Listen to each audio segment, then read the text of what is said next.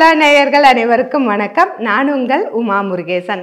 இன்னைக்கு நம்ம இந்த வீடியோல என்ன செய்ய போறோம் அப்படின்னு பார்த்தீங்கன்னா, அந்தந்த சீசனில் கிடைக்கக்கூடிய பழங்களும் காய்கறிகளும் நம்ம உணவில் எடுத்துக்கணுங்க. எல்லா பழங்களுமே நமக்கு உடம்புக்கு ரொம்ப நல்லது தான். அந்த வகையில் இப்போ பார்த்தீங்கன்னா மாம்பழம் நிறையா கிடைக்கும். அடுத்ததாக பார்த்தீங்கன்னா பலாப்பழம் நிறையா கிடைக்கும். இந்த பலாப்பழத்தை நம்ம அப்படியே நம்ம உரிச்சிட்டு சாப்பிடலாம். அப்படி இல்லாட்டி இதில் நிறைய டிஷ் நம்ம செய்யலாம். இன்றைக்கி நம்ம முழுசாக ஒரு பலாப்பழம் வாங்கிட்டு வந்திருக்கோம். இது நல்லாவே பழுத்திருக்கு. இந்த பழத்தை கட் பண்ணிவிட்டு இந்த பலாப்பழத்தை வச்சு ஒரு சூப்பரான அல்வா செய்ய போகிறோங்க. அது எப்படி செய்ய போகிறோம் அப்படிங்கிறத ஃபுல் அண்ட் ஃபுல்லாக இந்த வீடியோவில் சொல்லியிருக்கேன். வீடியோவை கடைசி வரைக்கும் பாருங்க. வாங்க வீடியோக்குள்ள போகலாம். 40க்கும் மேற்பட்ட மசாலா வகைகள், ஊறுகாய் வகைகள், வத்தல் வகைகள் அனைத்தும் வீட்டு முறையில் தரமாகவும் சுவையாகவும் தயாரித்து நான் கொடுத்துட்ருக்கிறேன். இது உலக நாடுகள் அனைத்துக்குமே நம்ம கொரியர் மூலமாக அனுப்பி வச்சுட்டு இருக்கிறோம்.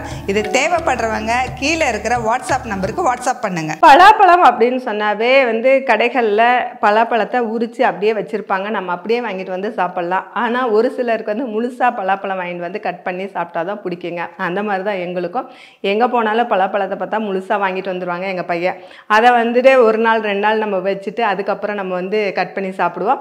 ஒரு சில டைமில் இந்த பலாப்பழத்தை நம்ம வாங்கிட்டு அப்படியே வச்சுட்டோம்னா கீழெல்லாம் பார்த்தீங்கன்னா கெட்டு போயிடும். பலாப்பழத்தை திருப்பி திருப்பி வச்சுக்கிட்டே இருக்கணும். பார்க்கறதுக்கு காய் மாதிரி இருக்கும்.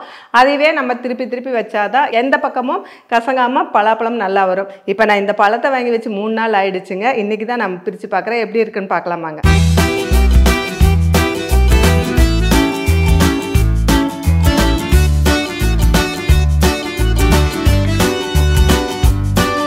பலாப்பழம் கட் பண்ணுறது கஷ்டம்னு எல்லோரும் நினைப்பீங்க. அது ரொம்ப ஈஸியாக கட் பண்ணிக்கலாங்க. இந்த மாதிரி நம்ம 4ஆக கட் பண்ணிவிட்டு இந்த தண்டு பகுதி மட்டும் எடுத்துட்டோம்னா போதுங்க.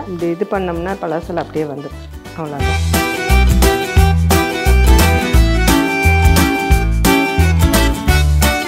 இந்த மாதிரி உள்ளே இருக்கிற கொட்டையும் அந்த மேலே இருக்க தோலை எடுத்துட்டோம்னா யூஸ் பண்ணிக்கலாம். நல்லா பழுத்துருச்சுன்னா கையில் ஒட்டாமல் வரும். கொஞ்சம் காயாக இருந்தால் தான் நமக்கு கையில் ஒட்டும். அந்த டைமில் நம்ம எண்ணெய் தடவிக்கலாம். பாருங்கள், இது நல்லா பழுத்துருச்சு.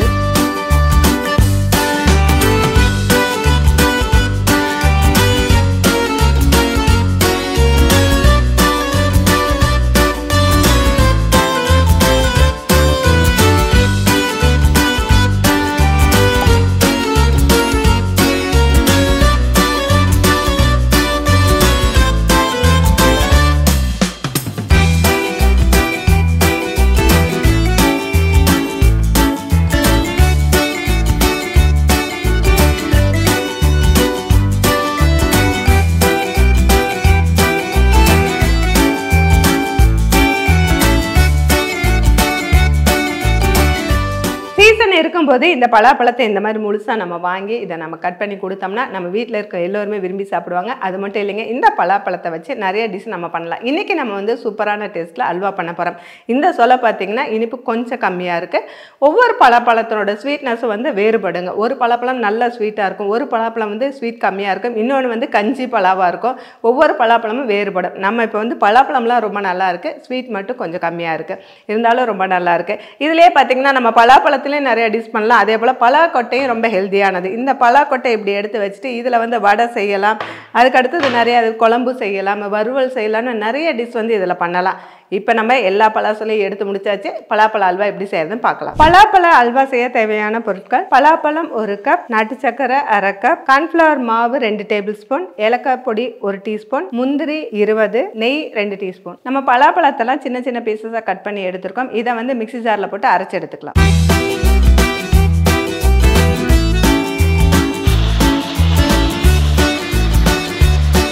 பலாப்பழத்தை இந்த மாதிரி நம்ம அரைச்சி எடுத்தாச்சு. அடுத்ததாக எடுத்து வச்சுருக்கிற நாட்டு சர்க்கரையை நம்ம கொஞ்சமாக தண்ணி சேர்த்து கரைக்க போகிறோங்க. அதுக்கு ஒரு சாஸ்பேன் வச்சாச்சு. அதில் எடுத்து வச்சுருக்கிற நாட்டு சர்க்கரையும் கொஞ்சம் சேர்த்தியாச்சு. அது கூட கொஞ்சமாக தண்ணி சேர்த்தணும். பாகுபாதான் தேவையில்லை, ஆனால் கரைஞ்சா போதும். இந்த சர்க்கரையில் ஏதாவது தூசு அல்லது சின்ன சின்னதாக மண் அந்த மாதிரி இருந்ததுன்னா நம்ம கரைச்சி எடுத்தோம்னா வந்துடும். கரைச்சதுக்கப்புறம் வடிகட்டி சேர்த்துக்கலாம்.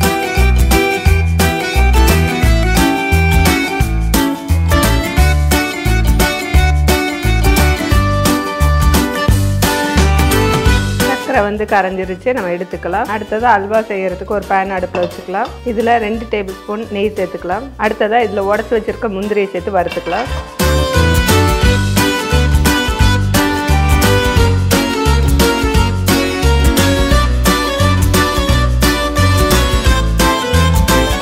வறுபட்டுருச்சு, நம்ம எடுத்துக்கலாம்.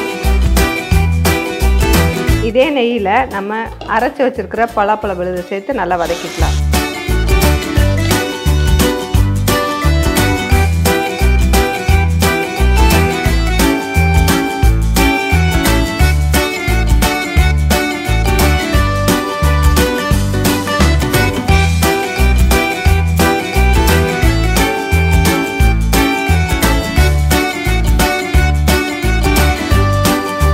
பலாப்பழ விழுது சேர்த்து ஒரு 2 நிமிஷம் நல்லா வதக்கியிருக்கோம்.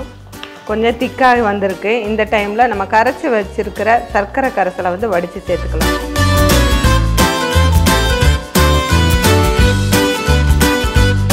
சர்க்கரை கரைசல் ஊற்றுனதுக்கப்புறம் கலந்து விட்டோம்னா இது கொதி வரும்போது மேலே தெரிச்சு வரும். நம்ம கொஞ்சம் கவனமாக பண்ணணும்.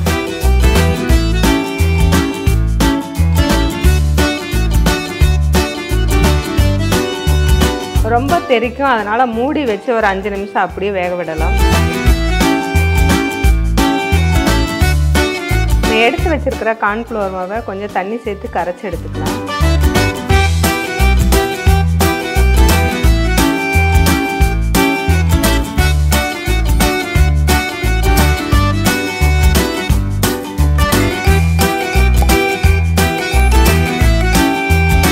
ஒரு 5 நிமிஷம் கொதிச்சு நல்லா திக்காக வந்திருக்கு. இந்த டைமில் நம்ம கரைச்சி வச்சிருக்கிற கார்ன்ஃப்ளவர் மாவு சேர்த்துக்கலாம்.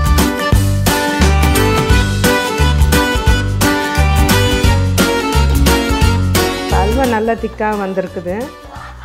இந்த டைமில் ஒரு 2 டீஸ்பூன் நெய் சேர்த்துக்கலாம். கூட ஏலக்காய் தூள் சிறிதளவு சேர்த்துக்கலாம். வறுத்த முந்திரியும் சேர்த்துக்கலாம்.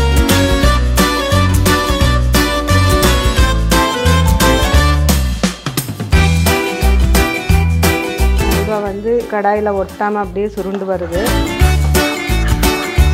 அல்வா நல்லா திரண்டு வந்திருக்குது. இந்த மாதிரி பதத்தில் நம்ம அடுப்பு ஆஃப் பண்ணிவிட்டு எடுத்துடலாம்.